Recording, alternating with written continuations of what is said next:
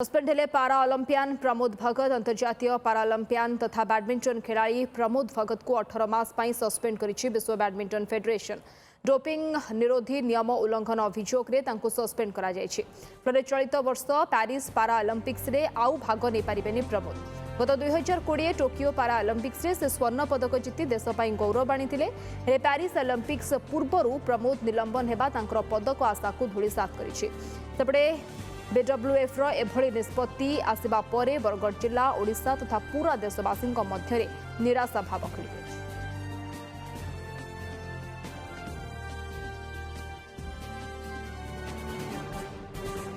कार्यानुष्ठान नहीं प्रतिक्रिया एपटे रखिंट प्रमोद भगत। तांको कहवा कथा जे जहा होईछि ताहा एक टेक्निकल इश्यू, मोर किछि भूल नाही।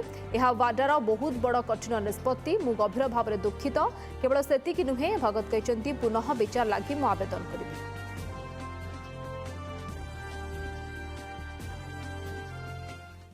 सैड न्यूज आछि जोटा कि मो पाई बहुत हार्ड थिला। गोटे स्मॉल टेक्निकल इश्यू पाई एते हार्ड डिसीजन होल कि मु केबे भाबी नथिली को पाई कि वेयर अबाउट आम गोटे ऐप थाए जो कि आमको 3 मास प्रति 3 मास रे आमको गोटे सबमिट करा पड़े।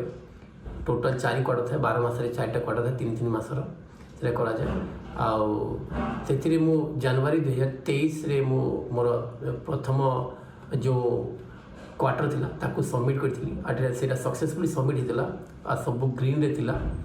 आउ मु श्योर थिली सबमिट ही, बट हठात जनवरी 3 तारीख 2023 रे गोटे मते नोटिफिकेशन आसिला, मेल आसिला कि आपण फाइलिंग फेलियर हो जाइछि। अरे याको आमे तृतीय वेयर अबाउट फेलियर रे आमे काउंट करिवो। तापर हमर कन्वर्सेशन हला, डिस्कशन हला, सब डिस्कशन हला परे बीडब्ल्यूएफ बैडमिंटन वर्ल्ड फेडरेशन ताकू आमे हमर सब रेकॉर्ड प्रूफ देला पर से डिसमिस करथिले। मु आम लीगल टीम सहित ए विषय में डिस्कस चलछि कि केमती पेरिस को किछि करि पारा, बट समय बहुत कम अछि।